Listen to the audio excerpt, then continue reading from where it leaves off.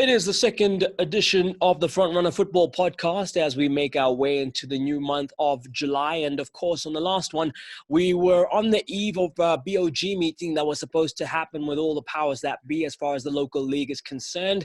It's happened. We just don't know what's happened. So I guess we'll reflect on all the other things happening in the news cycle. And joining me to dissect all of that, I have two gentlemen in Mazola Mulepe and Belile Mnyandu, two fully paid up members of SAFJA, joining me on the platform this evening to discuss what's been happening. And I guess, gents, football is slowly coming back. Mazet, you had the story that you ran with today as far as Cape Town City being the only team so far anyway to get the thumbs up to resume training.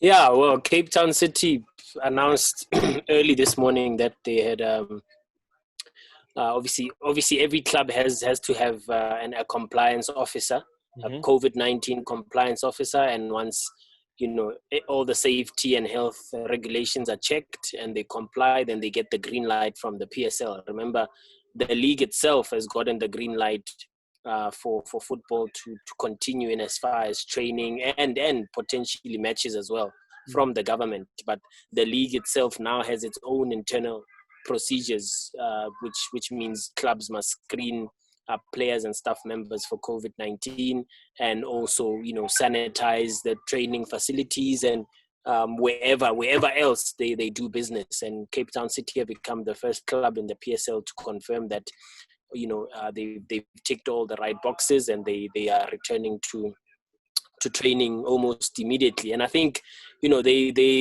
Cape Town City got in trouble a few weeks ago with the league for returning to training, and even though they were observing the safety and health protocols, the fact is there was no green light yet from the government and no green light certainly from the PSL. But so they've kind of been a few steps ahead, and by the time the green light came from the PSL, they knew exactly what to do, and they did just that. I understand some clubs have had their, sort of compliance documentation also sort of rejected, and some are still waiting to hear back from Michael Murphy, who is the PSL lawyer and also now compliance officer for the league. So once that's done, a lot of clubs can sort of officially, I want to put it that way, officially return to training. Because I am told that many clubs have already been training in groups in anticipation of the league being allowed to restart again and games starting. So I expect towards the end of July, we may possibly have official dates from the league about when we're going to see football again on TV. Okay. Stavej, people training when they're not supposed to be training, is it also part of because, people are trying to avoid the little time that they might get given? A lot of coaches you speak to think a month at a minimum is required. But, when you look at the time and the weeks left, some teams seemingly want to get ahead of that and make sure that they've put in some training and take up whatever they get given to give them the best chance at, performing when it's time to get back into the playing of competitive football. Yes, look, I think also on this day of the International or the World Sports Journalist Day, I think I should salute you, comrades, and also all our colleagues out there. It's been a very tough period for sports journalism globally. Most of our colleagues have lost their jobs. Most of us have also gone through salary cuts. So for us to still be able to hold the fort and to do this now, it takes a lot from our families. It takes a lot from our loved ones, But look, this issue of going back to training, I remember going through the document which has been submitted to government and also was sent to FIFA, and FIFA rated it as one of the best that the PSL did, and also with some additions from SAFA. They are proposing a staggered type of approach in terms of training, which is more of like a 3-step that they'll be coming up with. starting with maybe 5, then to 10, and then you have the whole group training together. And then this is something that has been successfully done also in Europe, I believe. But I think when it comes to this one, we have a situation where apparently there are teams which are arguing why should they be doing a staggered approach? Why can't they just train? Government has allowed them to train, Right. But I think it's important that because also there's a compliance officer. This is why it's important that there's a compliance officer who will make sure that whatever happens in the club's training sessions is following what is on the document. You cannot have a full team training when, according to the document that has been submitted, it says you must start with 5 players. So those things have to be adhered to, and also going into the biologically safe environment, that is the BSE, then that's when things will also be a bit different, because also now you'll be closer to the time.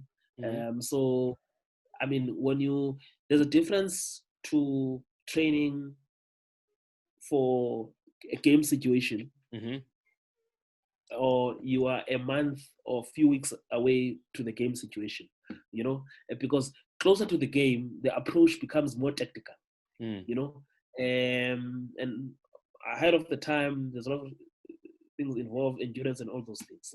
So this is the approach, and also making sure that you address issues of fitness as well.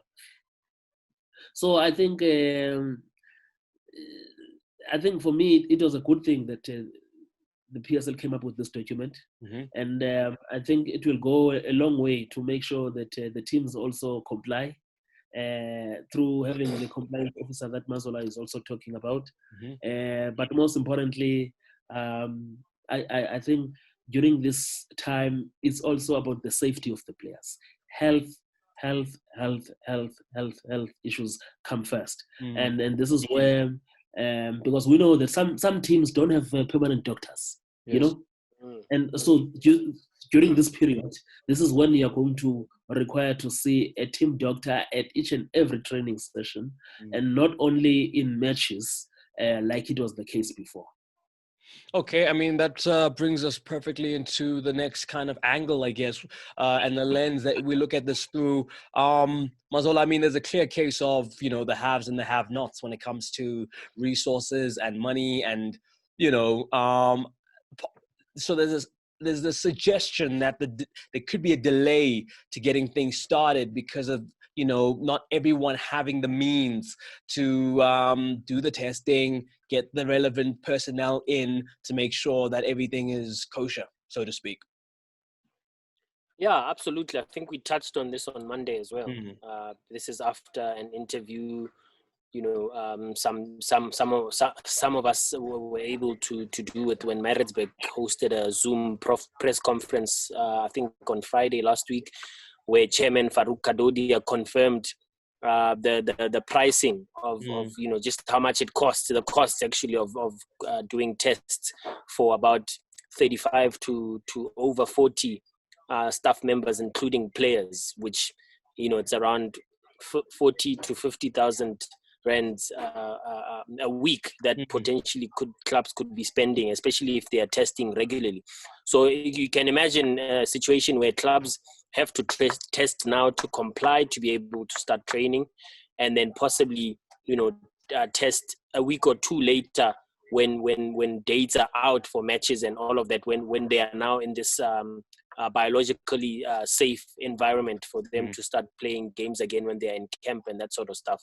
And you're quite right, Kamza, when you talk about the haves and have-nots. I was actually speaking to another club official who was just about counting his lucky stars that obviously he's able to be tested regularly by the club, and because if he had to do this on his own regularly, it would just it would just drain his finances, and I suppose all clubs are in that situation as well, from the point that yes, you do receive a grant, but you might find that a lot of them, the grant is used to pay salaries or to stay afloat. Now you have to, from that grant money that you receive from the league, you now have to put aside money to do regular testing, and this is going to be the norm for quite some time. You might find that you are doing this for the next year, probably even more, if there's, as we discussed before, if there's no vaccine. So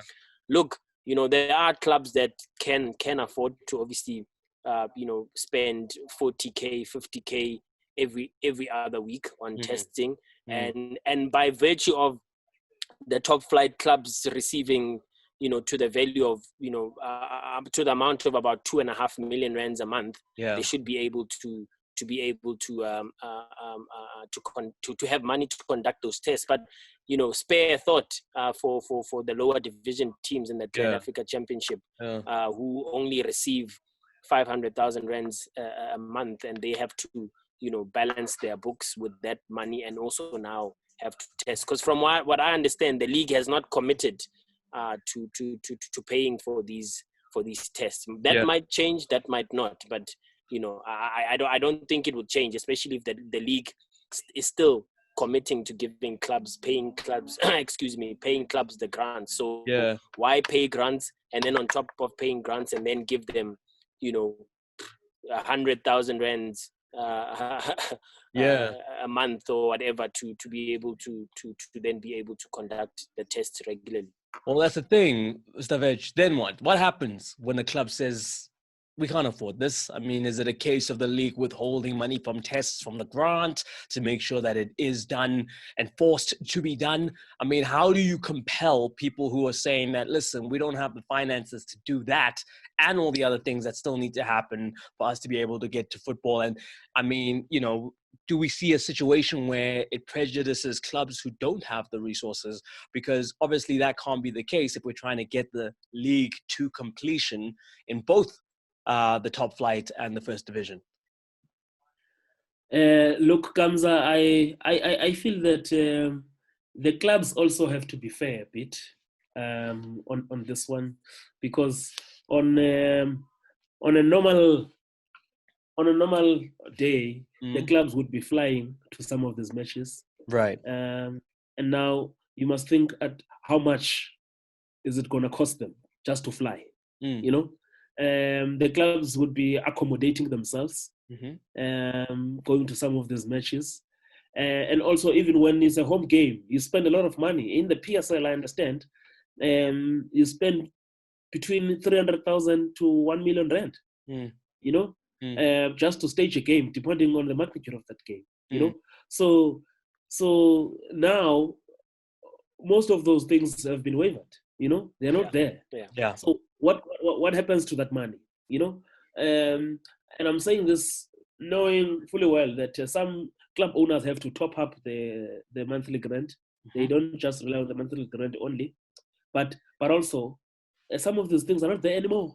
You're just paying salaries only. And I mean, the issue of testing, some of the stories I've been hearing for the past few days, there are clubs which are yet to test. To test. Wow. Yet to test. Not necessarily in the PSL, but I think mostly it's some first division teams, Great Africa Championship teams, which have not tested yet. Now, which becomes a serious question around this. Yeah, I mean, you bring up the point of them not having to spend, but isn't the fear that money has already been allocated elsewhere since COVID hit? I get it that, yes, they're not traveling, they're not boarding, but some would argue that, but we've had to cut salaries, things have had to be cut. So the money that you think was there is not there anymore. Then what?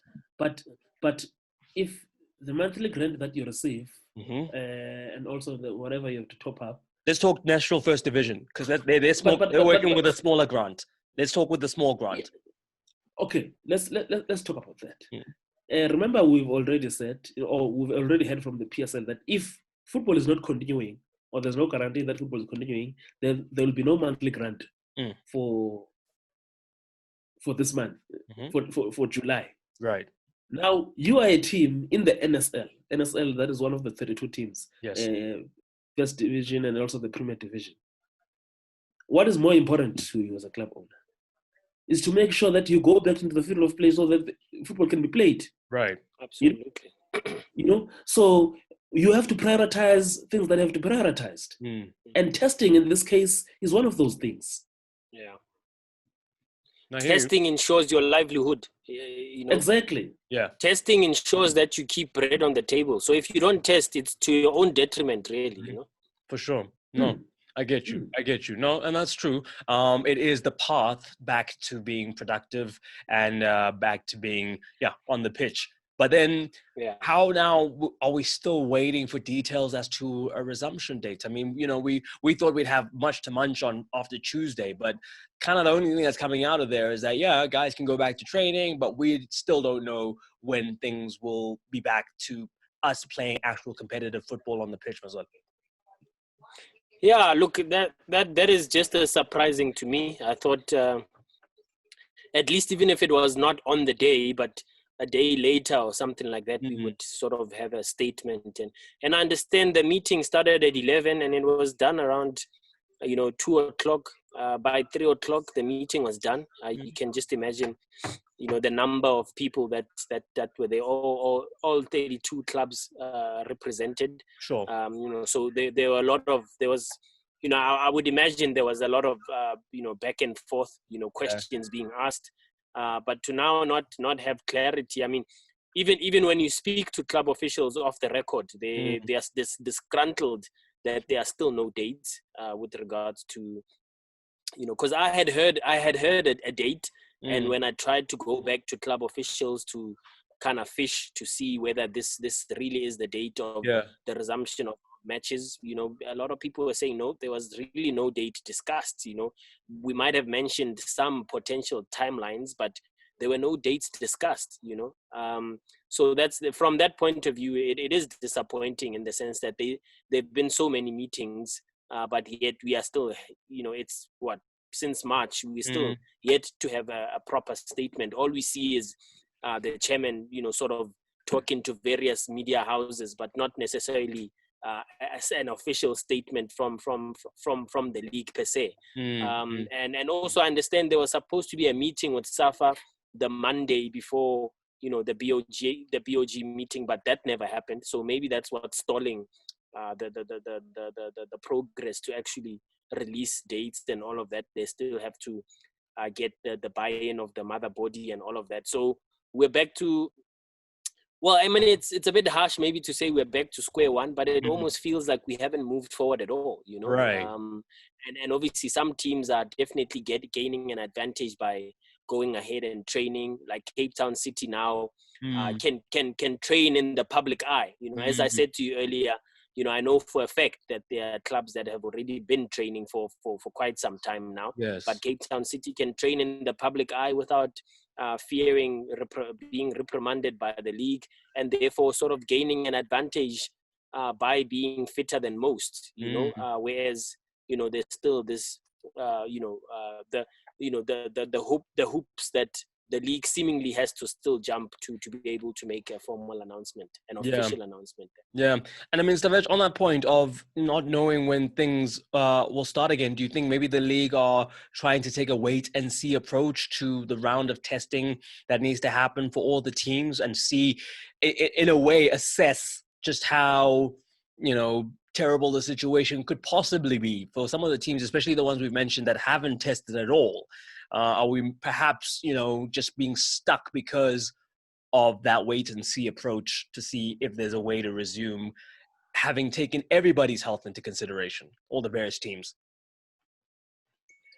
Yeah, I think, remember with this issue of testing, there is no way that the teams can escape that, and also there's no way that they can fool the league around that, because with the appointment of the compliance officer, who has to submit, body, Yes, we was to submit also to the compliance officer at the PSL and also at SAFA. So it also means that everything is being watched with a hook. There's no hiding. Yeah. Yes, there's no hiding around it. And also I think the health of the players is paramount. And this is what everyone will be looking out for. That it's followed to the T.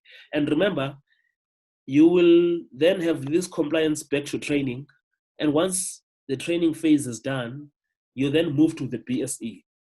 And I think they'll move to the BSE maybe like a week or two before the actual games have to start. So yes, there's that possibility that they're looking at seeing that everyone is complying, firstly with the back to training process, and then they can come up and talk about the dates. But look, if the chairman of the league, according to the Sunday Times, is saying they are looking at the 31st of August as their final, as their deadline for playing. So they should have started playing at least before the 1st of August, because I think they will need about 6 weeks or 5 weeks to complete the program. So as things stand, it's going to be wafa. It's going to be rush on how they are going to do this. But I was also checking the other thing. The EPL finishes before the end of this month. I think the La Liga finishes around the 19th or the 17th. So that this also means that in terms of the eyeballs, depending on when they go back, the PSL will have more eyeballs on TV because other leagues would have completed their programs. Yes. Which is also some smart thinking. I would think that is also behind these decisions. Did you factor in the relegation playoffs in that 5 weeks, or would that extend it maybe by what? Another 2 weeks? But also if you've noticed, the relegation playoffs always go beyond the calendar of the season. Yes, of course. Yeah. Yes. But the thing is, also one of the biggest complaints is that whoever's involved in that always feels hamstrung, not being able to do business, not being able, so that it's not a thing to be involved in. But I think how they do the featuring system this time around could also be different. Because the teams will be playing at the same venues. There will be no flying up and down in terms of traveling. So they will do away with the two-legged games, and they will just have one leg, so instead of playing 6 matches, you'll now play 3 matches, which will be fair enough. Yeah, I guess neutral ground. So that can work in their favor. Yeah. Okay. Yes. So in 2 weeks, you could have completed that. No, for sure. So that puts us at 7 weeks of football. 5 + 2, 7 weeks. Let's see. It'll be interesting, once we do find out. But of course, what's also come with the new month of the ending of players' contracts, and we have a situation where we see. I don't know how George looks when he's happy, but I'm guessing he was happy on the inside, holding that Sundowns shirt. The deal is done now. New team. What took precedence here? Is it the players' wants? The players' request to have moved away and start his new life with a new team?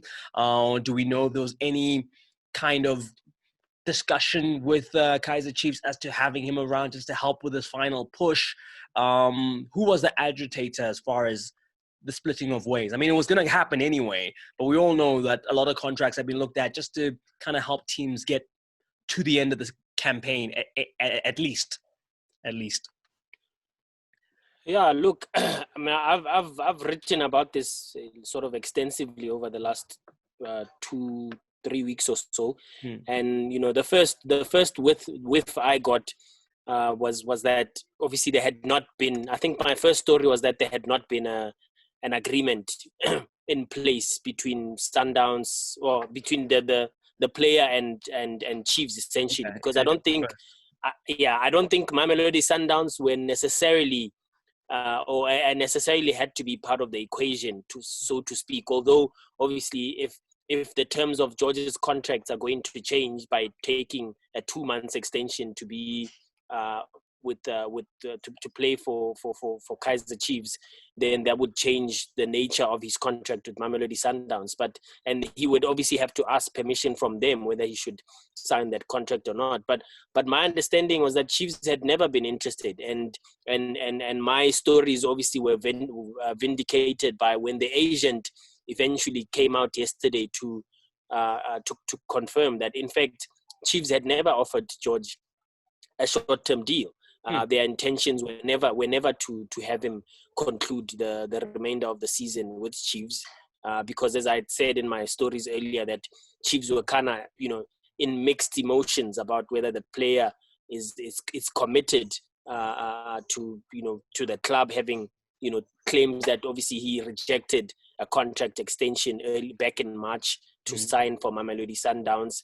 And yeah, I think as a bit of a bite back, yesterday, Sundowns finally confirmed that George is joining them. I think obviously if he had signed a 2 months agreement, short-term agreement with Chiefs, chances are they would have not announced it until the player is officially theirs, starting the 2020-2021 season. So there you have it. I mean, there's you kind of heard both sides now, where the Chiefs were the first ones out the block in March to say George is joining Mamelodi Sundowns. He signed a pre-contract despite the fact that we were trying to keep him at Naturena for 2 more years, but instead he's going to Sundowns. So, well, obviously Sundowns have now also since confirmed that the player has signed a 3-year deal, which I believe has added options for 2 more years, and it sounds like a lucrative deal as well. But I think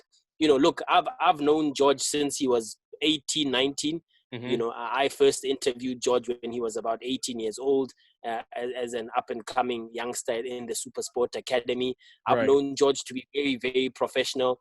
I don't think he would have had a situation where his head is necessarily elsewhere when he's got a job to do for the last remaining 8 or 9 games at Kaizer Chiefs. But I think the club felt otherwise. The club probably felt betrayed, that here's a player that had been at the club for 6 years. They wanted him to stay for another 3 years, but he scoffed at that opportunity and decided to go to Chlorkop. So you kind of have to try and understand both sides. Although if Chiefs do not win the league, it's easy to then come back and say you made a mistake by letting George win.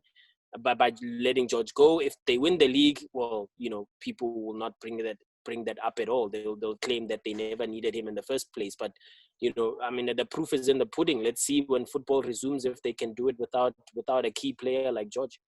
I guess, Stavej, the best situation for George is for Chiefs to win the league. He gets his winner's medal, then goes over to a team that could possibly do the same thing next season. Look, one of the difficulties, just going back to the point Mazet was also making, is that Kaizer Chiefs and Sundowns, they are neck and neck currently for the league title. Yeah. And Chiefs still has to play Sundowns. George, on paper now, George is already a Sundowns player, But So surely let's he's not going to factor in for these last games. Do you think so? No. Of course, yeah. No. No. I'm saying if George had remained at Chiefs, and his contract had been extended until end of the season, he could have hurt Sundowns. No, but also, our clubs, how they think sometimes comes, that he's here now, but he's going to Sundowns. He's in our dressing room, listens to everything here, and is already talking to people on the other side as well. No, that's true. Yeah, that's a good point that Velile raises. Because I hear you. Clubs I are hear you. petty like that. Yeah. But that's the thing. That's Clubs like are petty. poking at the I mean, professionalism of the player. Kamza, the very fact that they did not give him a short-term contract speaks to what Velile is saying. Right. If you let bygones be bygones, you give the man like what Black Leopards have done with Lesedi Kapinga. Sure. He's leaving. Yeah. He's leaving. He's going to Mamelodi Sundowns, as we've all sort of are reporting. But they've given him a 2 months contract extension to finish the season with them. I guess but it's we know that they're not competing against Sundowns for the title. I guess that is the difference maker. That is the difference maker. Maybe. Yeah. And remember, they still have to play Sundowns. And on top of that, Sundowns is also competing with them for the league title. You know how they think sometimes in football. That's fair enough. And I think here, besides the fact that he's already signed with Sundowns, but also the fact that there's a direct competition between the two teams for the league title. So they cannot trust someone who's already committed to someone else, to a competitor. To competition. Yeah, to a competitor, no.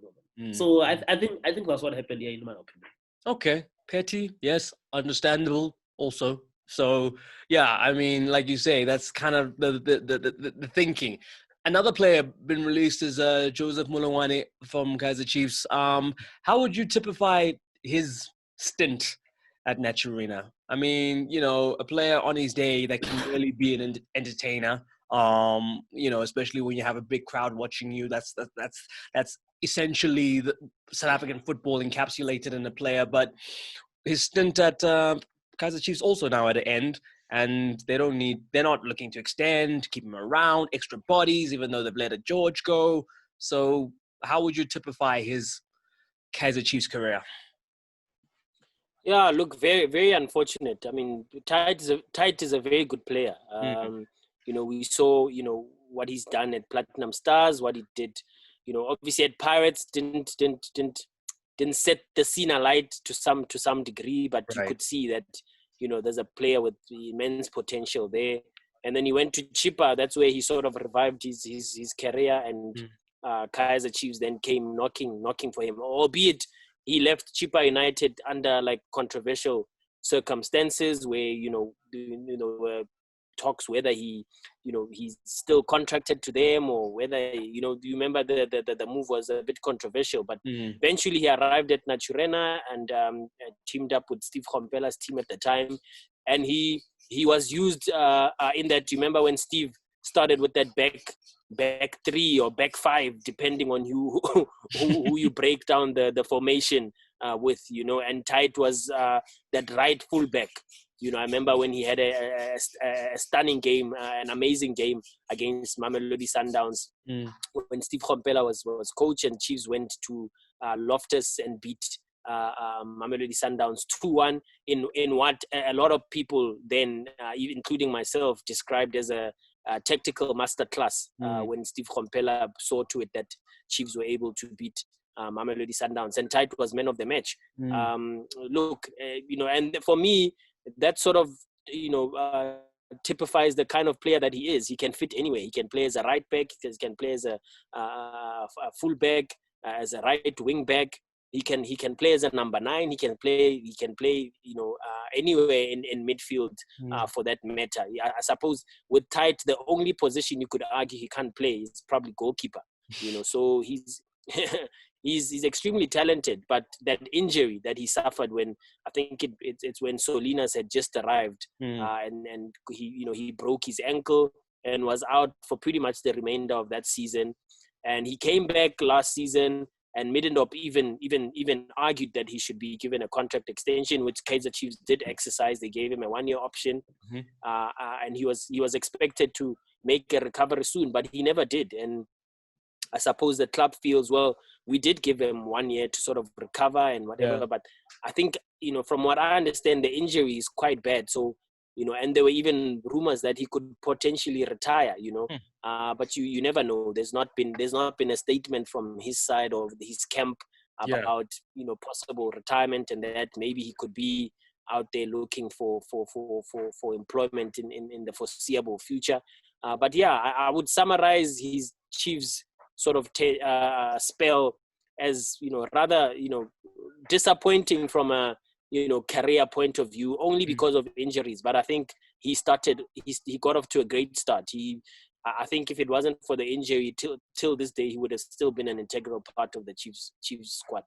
Okay, well, let's hope that it's not a long-term injury and then he can indeed bounce back. Stavej, on social media from Monday's discussion as to if Patrice Motsepe had to withdraw his finances from Mamelodi Sundowns, would there be a Mamelodi Sundowns? A lot of people didn't take kindly to that insinuation.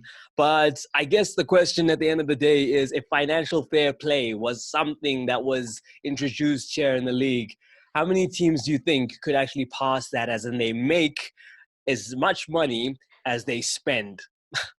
I think maybe once we answer that honestly, people will see that we're not being prejudicial with our thinking, but just maybe that because the way it seems right now is that I don't know how many clubs will be able to pass that test. How many in your mind? FFP, if it existed, Limesons? Yeah, look, if CAF was to introduce that here in Africa, then it will be a serious case. But I think I've been, in fact, some of the messages are still coming in today, and the insults that I've been going through in the past few days. Well, it comes with the territory, Yeah, of course. So yeah. You have a thick skin. But also I made a point that I'm not going to block anyone or not even to mute anyone around it. So yeah, let them come. But look, I think for me, what is important here is it also shows that we need to talk more about the commercial side of the game. And we need to educate each other. We need to educate our people around this. We should not just limit football reporting to transfer gossip. We should look and cover football broadly. For sure. Yes, holistic approach. Yes. Because I sometimes feel that it's something that we don't do a lot in the coverage of the game to educate our people. When we talk about club licensing, what is club licensing? Talk about the commercial side of the game and also the sports medicine side, which is something that we're very busy with now. So because also some, are linking this thing back to the years before Motsepe, and we never talked about that. We're talking about the models to say, if you look at the Bidvest Wits model, just few years ago, people were saying when Sundowns was playing Bidvest Wits, they were saying it was Motsepe versus Brian Joffe. For sure, for sure. And Brian Joffe is not there anymore now at Bidvest Wits. And look at what has just happened to Bidvest Wits now. As soon as Brian Joffe left, So in between that space, that there's a new investor coming, and this investor is dropping. Can you stand on your own? That is a very good question, and I'm hoping that between Frontrunner and Safja, we can answer it to the benefit of the public, like you said. Gentlemen, thank you so much for your time. Really appreciate hanging out with you. Have yourselves a good weekend. Stay safe, and hopefully next time we meet again, we have more to speak about. They are coming for you, Velile. You're used to this, boy. He's used to it. You're used to this.